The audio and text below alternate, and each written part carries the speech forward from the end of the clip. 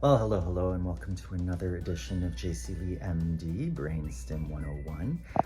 I'm your host, Jonathan Jaha Lee, a quadruple board certified child and adolescent psychiatrist, as well as a fellow of the Temerity Center for Therapeutic Brain Intervention, where I cut my teeth on research in transcranial magnetic stimulation, or TMS, which then allowed me to come to the States on a Melania Trump visa, not for my modeling, but for my research.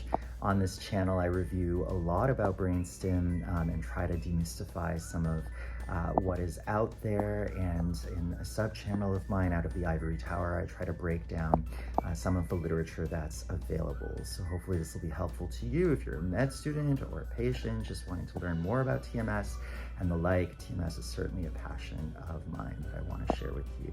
Well, today I just want to give you a quick lowdown on the different types of TMS that are in existence.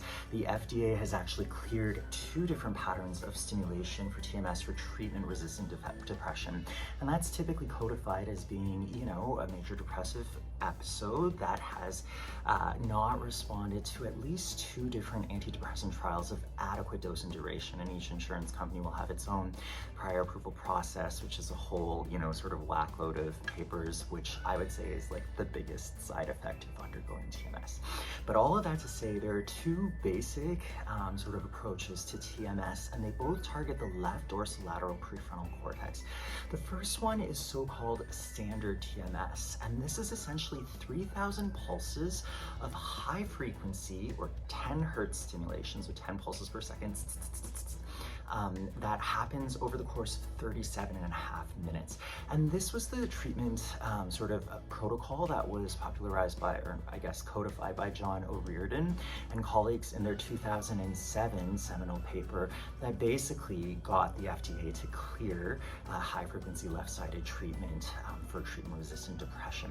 Now, in 2018, Bloomberger and colleagues compared standard treatment to a newer varietal on the market called theta burst stimulation. Now, theta burst was first sort of documented as having neuroplastic effects in 2005 by Huang and colleagues, and then subsequently tested in a randomized control trial by Li and colleagues in Taiwan in, I think, 2014 in Brain. And I have articles on both of them. I have reviewed articles on both of them on my sub-channel, Out of the Ivory Tower. But as far as theta burst goes, theta burst is a different pattern of stimulation that delivers typically around 600 pulses over 3 minutes. So the standard treatment, 37.5 minutes, versus theta burst, 3 minutes. And what Bloomberger and colleagues showed in their 2018 Lancet paper was that theta burst was non-inferior to this treatment that was 10 times the length. And so that's really big news for those of you who are undergoing TMS for depression. You can get in and out of the chair in 3 minutes, in theory, if you've got a really good tech, and all of that. So all of that to say, they're totally different varietals of stimulation. Historically, there's actually also been another kind of stimulation that I personally prefer. If I were a patient or my cousin were in the chair, I might suggest this, and that is called low frequency right-sided stimulation.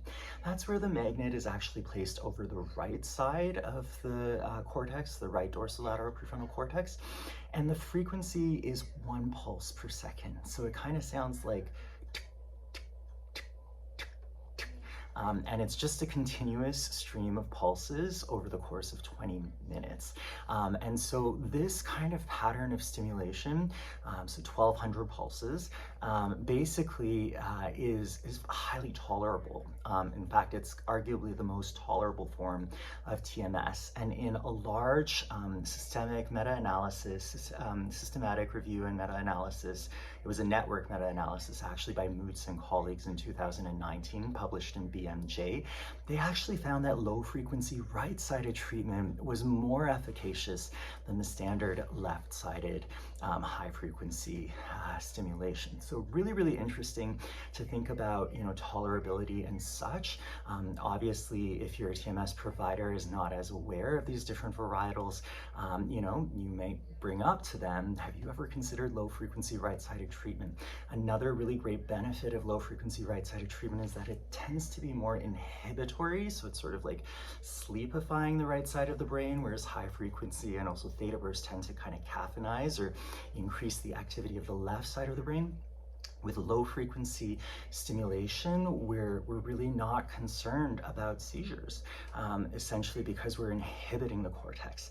And so we're gonna get a protective kind of effect. So for people who have had, a one-off seizure in the past, often I will recommend low frequency right-sided treatment. And also for people who just can't tolerate, sort of the higher frequency methods. Generally, I think it's more so the sound than actually the pain or the headache that comes along with it. But theta burst sounds like tz, tz, tz, tz, tz, which is kind of noxious, and then high frequency is more like tz, tz, tz, tz, tz, tz, and then low frequency is like. So you can imagine if you're watching Great British Baking Show on Netflix during your treatment, it's probably the that's going to give you a nicer baseline soundtrack or backing track.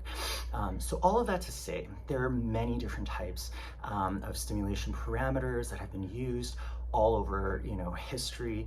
The ones that are, sort of codified by the FDA and that have been substantiated by large randomized controlled trials are 3,000 pulses to the left, or high frequency standard treatment, and then also 600 pulses of theta burst treatment to the left as well. But low frequency right-sided treatment, in my opinion, is really efficacious and also well tolerated, and Mutz and colleagues in 2019 in their network meta-analysis showed that low frequency right-sided actually, might be the winner in terms of tolerability and efficacy. So tune in next time for another Brainstim 101 if you're at all interested in this sphere, in depression treatment, in TMS. I hope to be putting out a lot more content, and if this content is appealing to you in any kind of way, shape, or form, please feel free to like or to subscribe, and leave a comment of your own experiences. Until next time, love yourself.